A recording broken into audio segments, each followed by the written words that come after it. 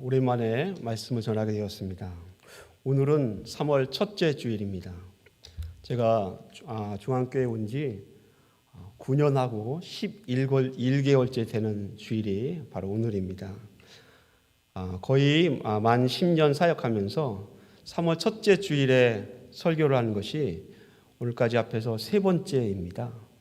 두 번째는 담임 목사님께서 안신년 기간에 설교했던 기억이 있습니다. 이 3월 첫째 주일 설교회 때마다 제가 언급했던 3월하면 생각나는 역사적인 사건이 있습니다.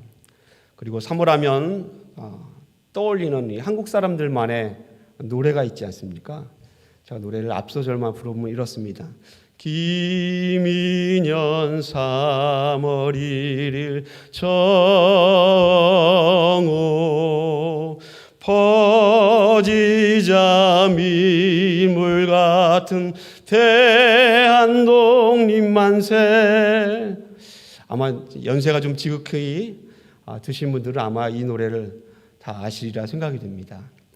이 노래는 독립운동가였던 박은식, 또 단재, 신채호 선생님과 함께 독립운동을 했던 정인보 선생님이 해방 그 다음 해인 1946년도에 작사한 곡이고요. 그 똑같은 해에 박태원 선생님이 작곡한 3.1절 노래입니다. 1919년 3월 1일에 독립만세 운동이 있었으니까 올해가 3.1절 102주년이 되는 해입니다. 여러분 가운데 아마 3.1절 독립만세 운동의 사진이나 아니면 그림이나 기록 영상들을 보신 분이 있을 것입니다. 가만히 생각해 보십시오. 그 기록 영상이나 그림이나 사진에서 사람들이 입고 있었던 옷 색깔이 혹시 기억나십니까? 압도적인 1위는 흰색의 옷입니다. 여자분들은 대부분 위에는 흰색 저고리에 검정색 치마를 둘렀고요. 많은 남성들은 흰색의 옷을 입었습니다. 우리 한민족이 흰색 옷을 자주 입고 즐겨 입었다는 점에서 한민족에게 백의 민족이라는 별명까지 붙여져 있습니다. 그런데 여러분, 흰 옷이 보기에는 굉장히 깨끗해 보이고 좋아 보이는데 이게 일하기에는 여간 불편한 옷이 아닙니다. 상상이 가시지 않습니까? 흰 옷을 입고 일하면 쉽게 더러워지고 무언가 묻으면 금방 티가 나는 옷 색깔이 바로 흰색입니다. 그런데도 한민족은 이상하리만큼 흰 옷을 즐겨 입었습니다. 옛날 사람의 초상화를 그린 그 그림 가운데 가장 많은 색깔이 옷의 색깔이 흰색이라고 합니다. 심지어 여인들이 부엌일을 할 때에 이 허리에 두르는 앞치마도 흰색이 많고요. 그 여인들이 부엌일을 할 때 가장 필수품 중에 하나인 행주도 흰색이 제일 많다고 합니다. 일을 하다가 쉽게 더러워질 수도 있는데 굳이 흰색을 선호했습니다. 이토록 한민족이 흰색 옷을 좋아하니까 역사 기록에 의하면 왕명에 의해서 색깔 있는 옷을 입으라는 그런 국명이 내려졌던 적도 있고요. 또는 왕명에 의해서 흰옷 금지령이 내렸던 그런 역사 기록들도 있습니다. 일제시대에는 조선 총독부에서 색깔 있는 옷을 입으라고 아예 색복 장려운동이나 백의 폐지운동 같은 그런 일들을 계획적으로 총독부에서 한 일도 있습니다. 심지어는 1929년에는 음력 1월 5일을 조선 총독부에서 흰색을 제외한 옷을 입는 날로 정하여서 그 일을 강제했던 적도 있다고 합니다.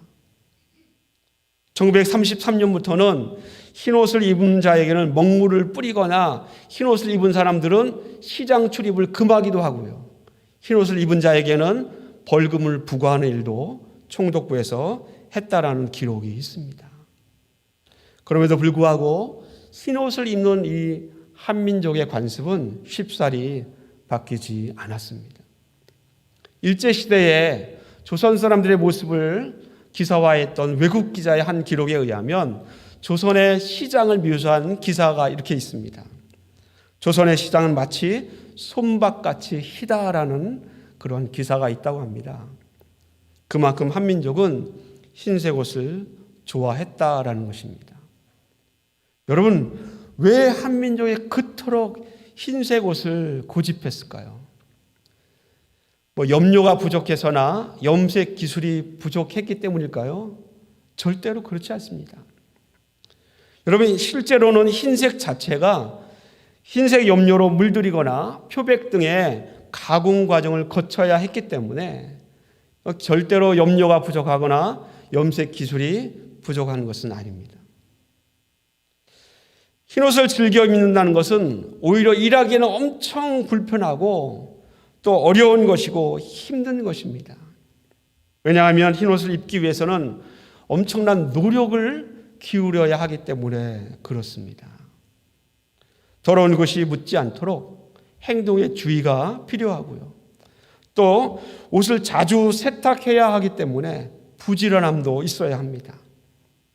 한 역사가가 흰옷을 즐겨 입는 한민족에 대해서 이런 평가를 결론적으로 합니다. 우리 조상들은 흰옷을 깨끗하게 빨아 입는 것을 통해서 몸과 마음을 가다듬는 상징이라 생각했다라는 것입니다. 스스로를 깨끗하게 유지하는 것, 그것의 의지의 표현으로 나오는 것이 흰색 옷을 즐겨 입는 것으로 표출되었다라는 것입니다. 여러분, 깨끗하게 옷을 빨아서 세탁해서 입는 것, 그것이 우리 한민족에게는 정결함, 순결함, 깨끗하다라는 의미를 부여했다라는 것입니다. 여러분, 가만히 생각해 보면 정결하다, 깨끗하다, 순결하다 이 말뜻이 왠지 모르게 거룩하다라는 것과 뭔가 의미가 통하는 것 같아 보이지 않습니까? 왠지 같은 편 같고 왠지 이렇게 결이 같은 것처럼 느껴집니다. 우리 교회는 매년 올 한 해 우리 교회가 또 성도님들이 어떤 방향으로 신앙생활을 하면 좋을까 해서 교회의 주제를 정하였습니다. 지난 2018년도에는 거룩을 위해서 하지 말아야 할 것을 강조하면서 거룩하게 하소서라는 주제를 정했습니다. 그리고 2019년도에는 하나님께 더 가까이 가기 위해서 어떻게 거룩해야 할 것인지를 묵상하고 실천할 것을 강조하면서 하나님께 더 가까이라는 주제를 정했습니다. 그리고 2020년도에는 코로나 때문에 참으로 힘든 한 해를 살았지만 거룩으로 우리가 무장되고 훈련된 성도가 사명을 갖고 어떻게 살아야 할 것인가를 우리가 생각하면서 부르심에 응답하는 교회라는 주제를 갖고 한 해를 살아왔습니다. 그리고 올해 2021년의 주제는 바로 위기에 더욱 거룩을 이룬 교회가 올해의 주제입니다. 지난 3년과 올해까지 이어지는 이 교회의 주제들 가운데 일관되게 흐르는 하나의 맥이 있다면 바로 거룩입니다. 오늘 말씀을 통하여서 거룩에 대해서 말씀을 전하려고 합니다. 근데 여러분, 거룩이라는 단어 우리가 얼마나 많이 들어왔습니까? 정말 많이 들었던 단어가 거룩입니다. 그럼에도 불구하고 정말 내 뼈와 살에 이 거룩이라는 이 삶의 그리스도인의 신앙의 가장 중요한 이 원리가 내 뼈와 살에 깊이 새겨져 있는가? 그래서 생각해 보면 한없이 부족한 것이 우리 스스로의 모습이 아닌가 생각이 됩니다. 오늘 말씀을 통하여서 다시 한번 우리에게 기억하고 리마인드하지만 이 거룩을 통하여서 우리의 삶을 다시 한번 돌아보고 결단하고 헌신하는 귀한 시간이 되었으면 좋겠습니다. 먼저 우리 거룩이라는 단어의 개념에 대해서 생각해 보기를 원합니다. 대부분 사람들은 스스로에 대해서는 거룩하다라고 생각을 잘 하지 않는다고 합니다. 대신 사람들은 이 거룩이라는 단어를 어디에 어울린다라고 생각하냐면 종교적인 사람들 또는 이 거룩이라는 단어가 교회나 어울리는 그러한 단어라고 생각한다고 합니다. 한때 뉴욕타임즈 베스트셀러 1위를 당당히 차지했던 기독교 서적이 있습니다. 그 서적이 아마 여러분도 들어봤을 겁니다. 야베스의 기도라는 책입니다. 이 야베스의 기도의 저자가 브루스 윌킨슨인데 이 브루스 윌킨슨이 아주 재미난 설문조사를 하나 했습니다. 그것이 뭐냐 하면 교회를 현재 다니고 있는 사람들에게 당신은 거룩에 대하여서 어떻게 생각하고 있는지 이미지를 한번 표현해 보십시오 라는 설문조사입니다. 그랬더니 사람들이 이렇게 대답을 했습니다. 거룩이란 빳빳하게 잘 다려진 검은색 정장, 이렇게 표현한 겁니다. 우리가 장례 예배를 드릴 때에 검은색 옷을 입고 가는 것처럼 그렇게 이미지를 묘사했다라는 것입니다. 또 어떤 사람은 검은색의 성경책을 가슴에 탁 올려 치켜 올려 끼우고는 어떤 일을 하지 말아야 하는지 되새기면서 힘들게 사는 사람, 그렇게 거룩을 묘사했다라는 것입니다. 또 어떤 사람은 거룩이란 안 되라는 골짜기에 사는 사람, 이렇게 묘사하는 것입니다. 왜 안 되라는 골짜기에 사는 사람으로 묘사했냐면 어떤 색깔에 대해서는 거룩한 사람은 안 돼. 어떤 자유스러움을 표현할 때는 거룩한 사람이면 그런 자유스러움은 안 돼. 어떤 전통의 질서를 넘는 다양성이나 창조성을 발휘하면 그거는 안 돼.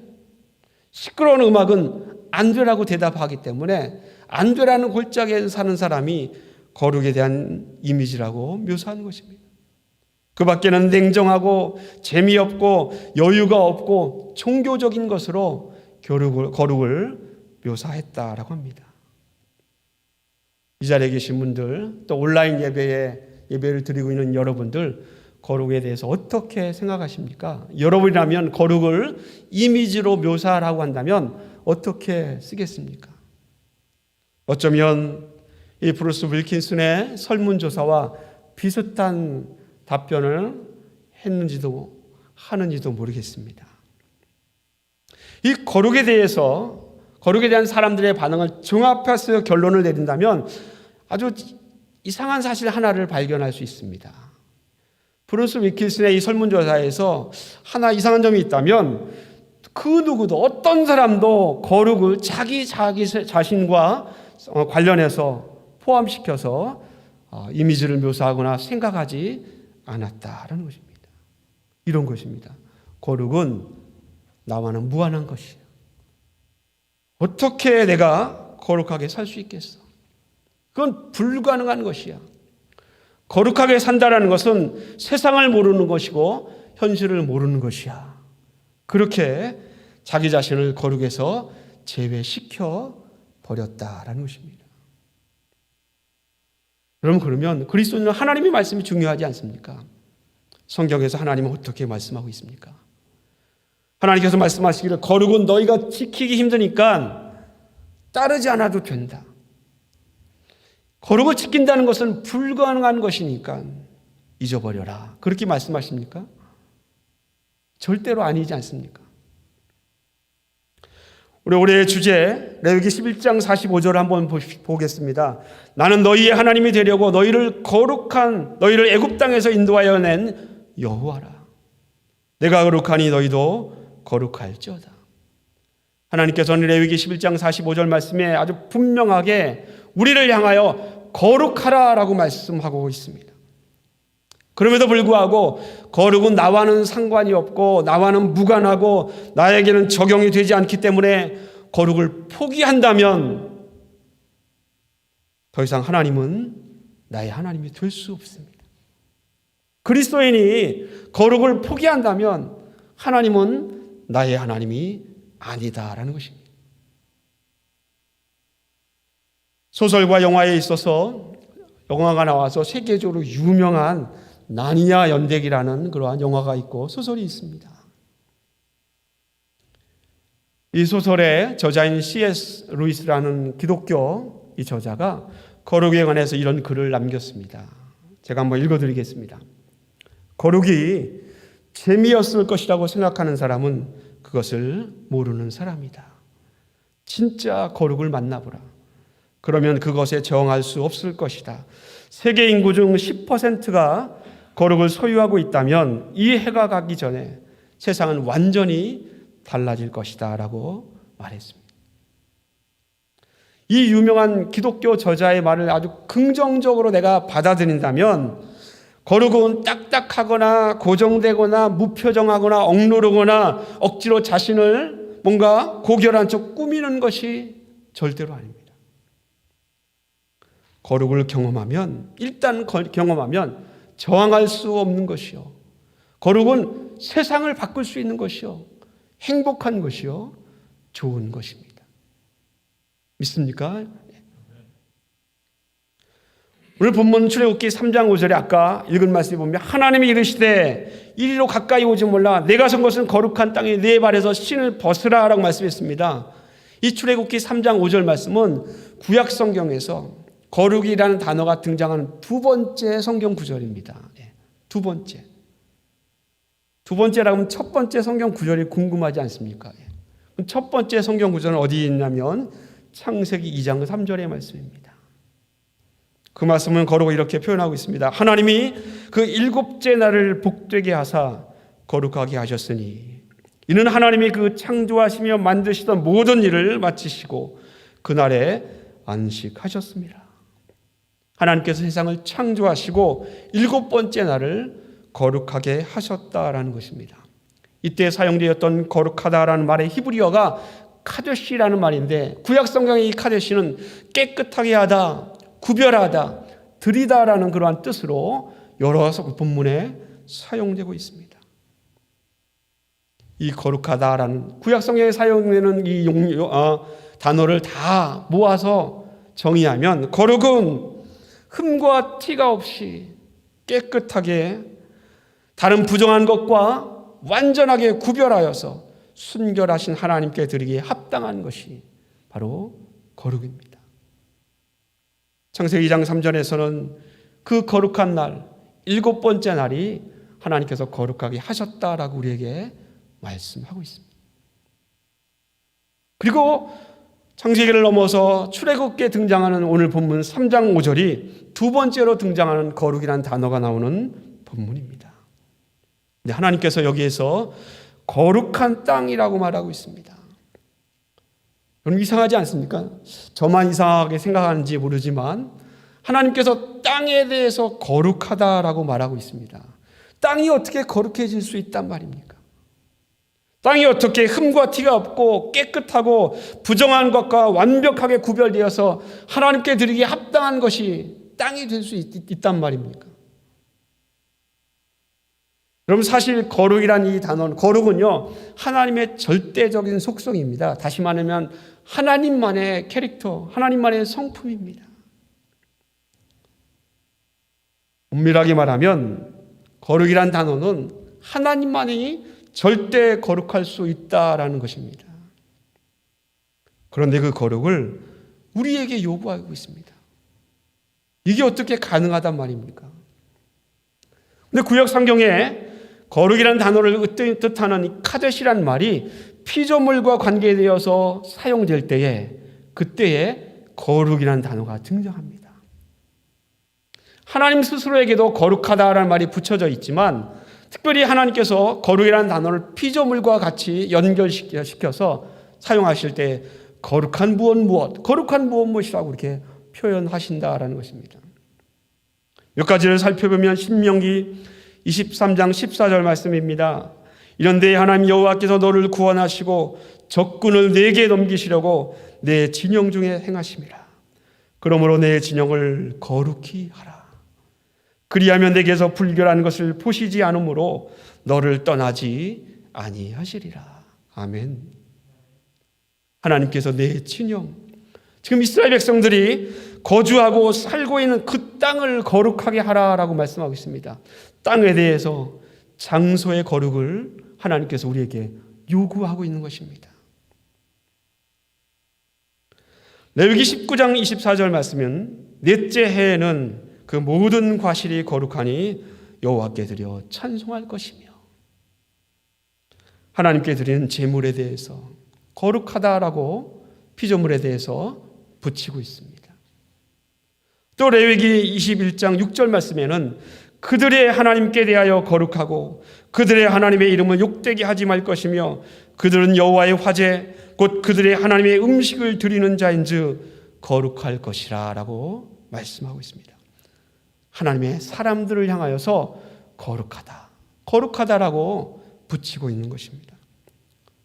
거룩은 원래 하나님만의 성품이요 하나님만의 캐릭터인데 그 거룩한 하나님만이 거룩할 수 있는데 이 하나님께서 말씀하시기를 비록 피조물이지만 비록 장소이고 땅이고 재물이고 사람이지만 이 거룩이라는 단어가 피조물과 관계되어서 사용될 때에 거룩해진다라고 성경이 표현하고 있다라는 것입니다. 여러분, 오늘 모세가 밟고 있는 땅을 하나님께서 왜 거룩하다라고 표현했는지 궁금하지 않습니까? 한번 비교를 해보았으면 좋겠습니다. 우리 가까운 곳에 1000년을 넘는 레드우드 나무가 자라는 뮤오즈 국립공원이 있습니다. 그 뮤오즈 국립공원의 땅은요, 양분이 풍부하고 검붉은 흙입니다. 이 뮤오즈 국립공원의 흙하고 지금 모세가 밟고 있는 호렙산의 흙하고 한번 비교해 보았으면 좋겠습니다. 이스라엘을 다녀오신 분들은 잘 아시겠지만 이스라엘의 땅은 퍽퍽하고 건조한 흙입니다. 아무리 보아도 나무가 잘 자랄 만한 흙이 아닙니다. 겉으로 보아도 레드우드 나무가 잘 자라고 있는 뮤오즈의 흙이 더 양분도 풍부하고 좋아 보이는 그러한 땅입니다. 근데 하나님께서 지금 출애굽기 3장 5절에서 모세가 밟고 있는 그 땅을 거룩하다라고 말씀하고 있습니다. 그 땅의 질에 의해서 거룩이 결정되는 것도 아니고요. 모세 자체, 그 사람 존재 자체에 의해서 거룩이 결정되는 것도 아닌데 하나님은 거룩한 땅이라고 표현하고 있습니다. 그 이유는 하나님께서 지금 모세가 밟고 있는 그 땅을 구별하셨기 때문에 그렇습니다. 그 땅이 거룩하게 되는 것은 하나님께서 모세 앞에 자신을 나타내시기 위해서 그 땅을 특별한 장소로 구별하셨다라는 것입니다. 만약 하나님께서 나타나실 때에 호렙산이 아니라 모세가 평소에 양을 치는 들판에 나타나셨다면 그 들판이 거룩한 땅이라고 그렇게 불림을 받았을 것입니다. 오늘 말씀의 제목이 내가 선 땅을 구별하라입니다. 영어 제목은 직역하지 않고 의역을 했습니다. Make holy the place which you are standing. 여러분, 현재 여러분이 서 있는 땅을, 여러분이 서 있는 장소를 구별하여 거룩하게 만들라라는 것입니다. 어떻게 이게 가능합니까? 내가 살고 있는 이 땅을, 내가 살고 있는 삶의 모습들을 어떻게 거룩하게 만들 수 있을까? 이 시간에 두 가지만 여러분께 말씀을 드리고 말씀을 마치고자 합니다. 첫 번째로는요, 나의 일상생활을 구별하는 것입니다. 그것이 거룩의 첫 걸음입니다. 내가 현재 살고 있는 일상생활 속에서 나와 관계된 것들을 거룩한 것으로 구별하는 것입니다. 내가 서 있는 곳, 내가 몸담고 있는 장소, 나와 관계된 물건들, 나의 생각들, 나 자신을 하나님과 관계된 것으로 구별하여 드리는 것입니다. 그것이 거룩입니다. 한 예를 들어볼까요? 샌프란시스코에 유명한 재즈 카페가 있습니다. 코로나 이전에 이 재즈 카페에서는 밤마다 멋진 재즈 라이브 연주가 있었을 것입니다. 재즈 카페 하면 생각나는 악기들이 있잖아요. 사람 키만한 퉁퉁 소리를 내는 더블 베이스가 있고요. 또 때로는 감미롭기도 하고 때로는 선명하게 귀를 울리는 트럼펫도 있고요. 그리고 재즈하면 대표적인 악기로 떠올려지는 색소폰도 있고요.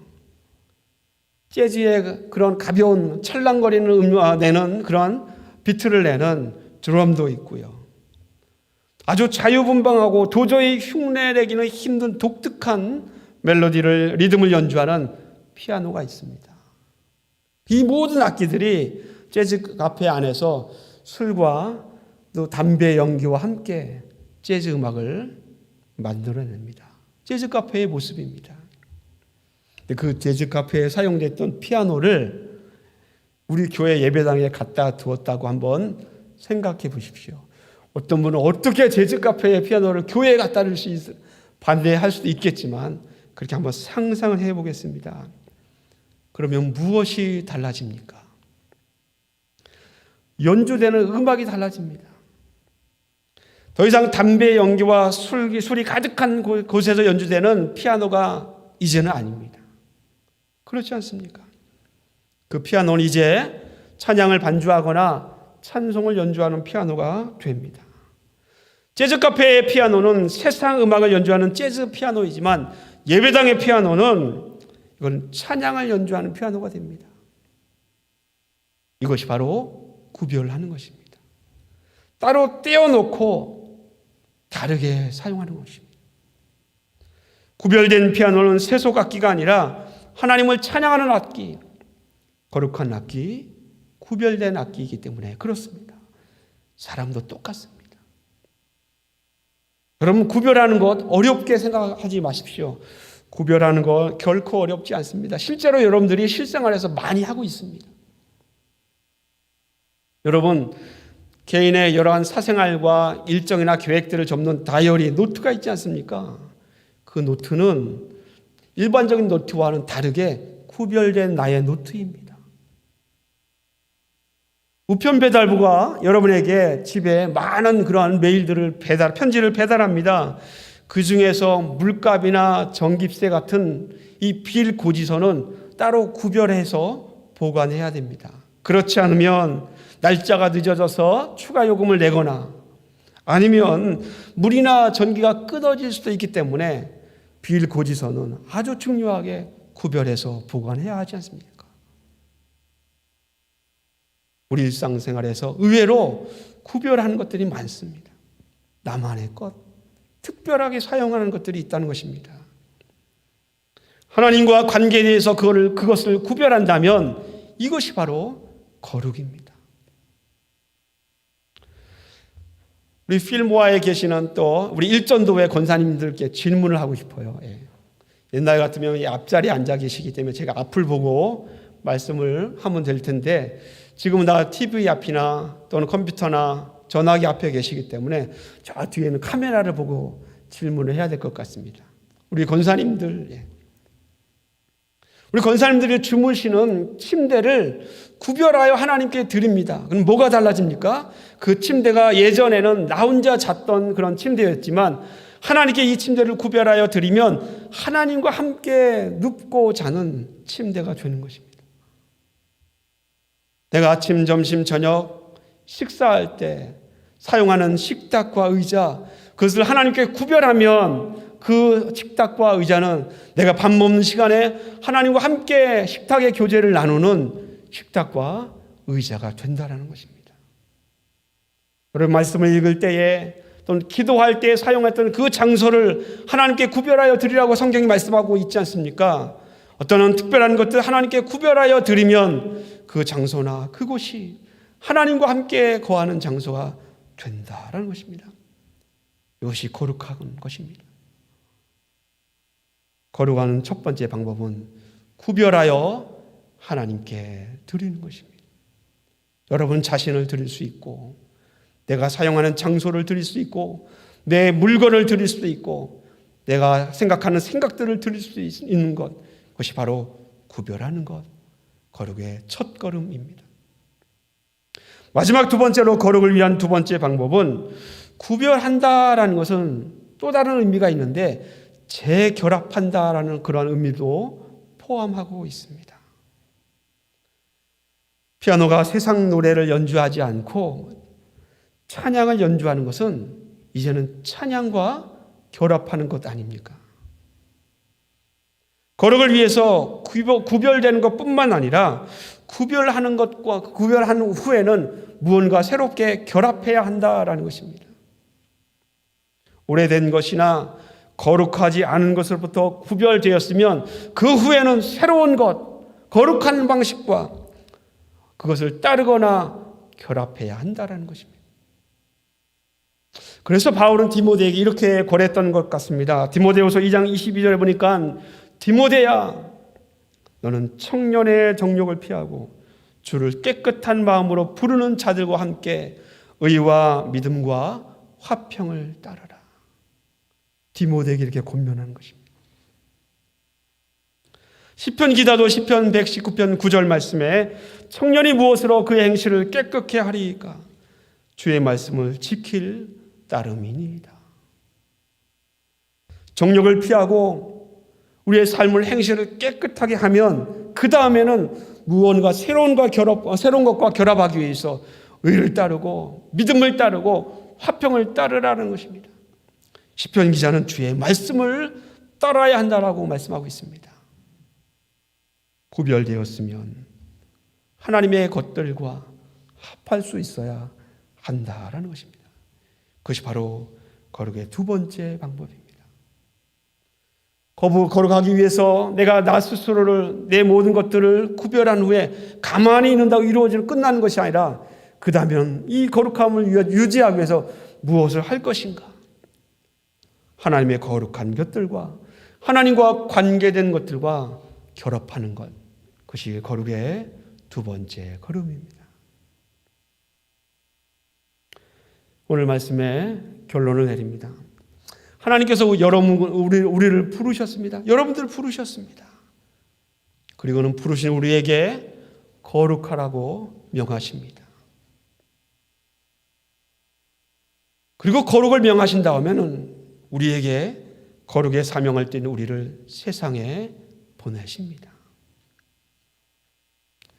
다시 한번 우리의 주제를 살펴보면 레위기 11장 45절 말씀은 나는 너희의 하나님이 되려고 너희를 애굽 땅에서 인도하여 낸 여호와라.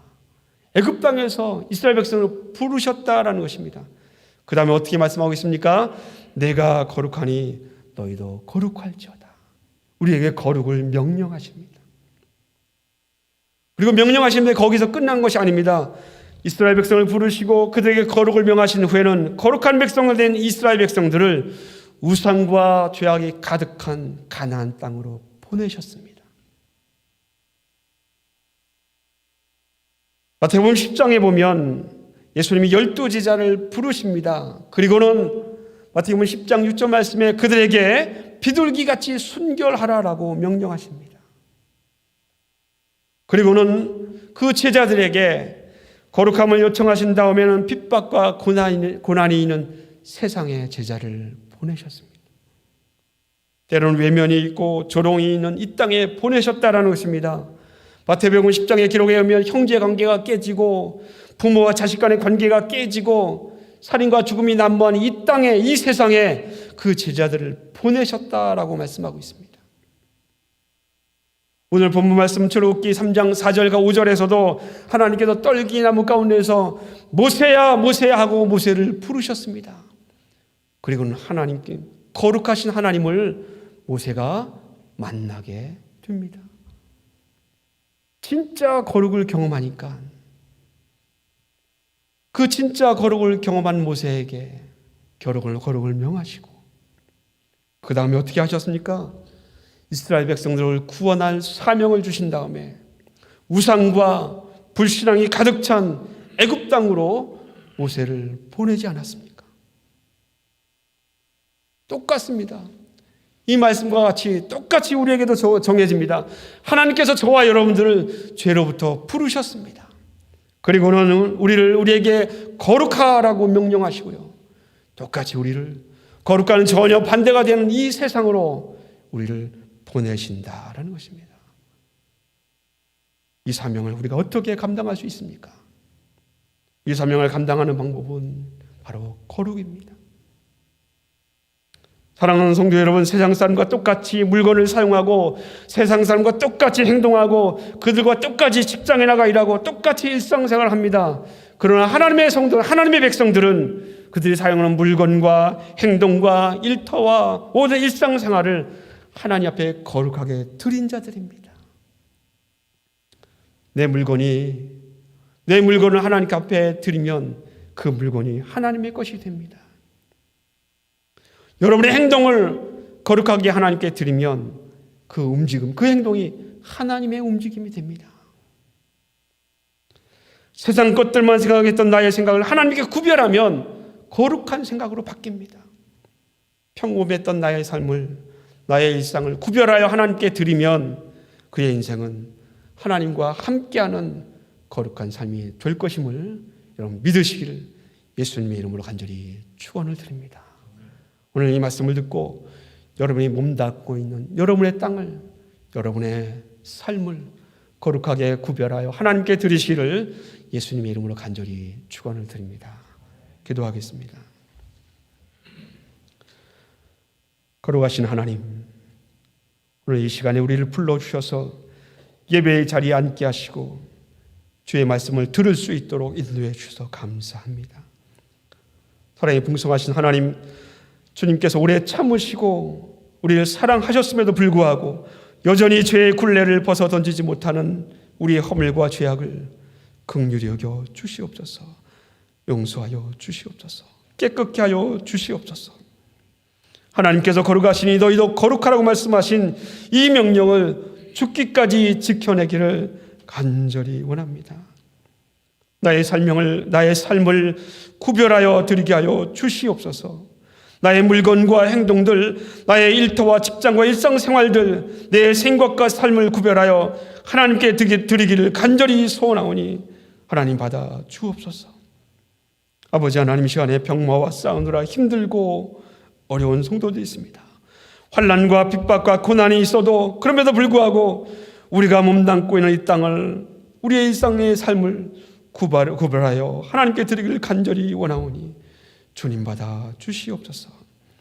우리의 신앙이 죽도록 끝까지 주를 위하여 충성하는 삶이 되게 하시고 거룩을 이루는 인생이 될 수 있도록 주님 인도하여 주시옵소서. 우리의 거룩을 위해서 십자가의 고난과 고통의 일을 걸어가신 우리 주 예수 그리스도의 이름으로 기도드리옵나이다. 아멘.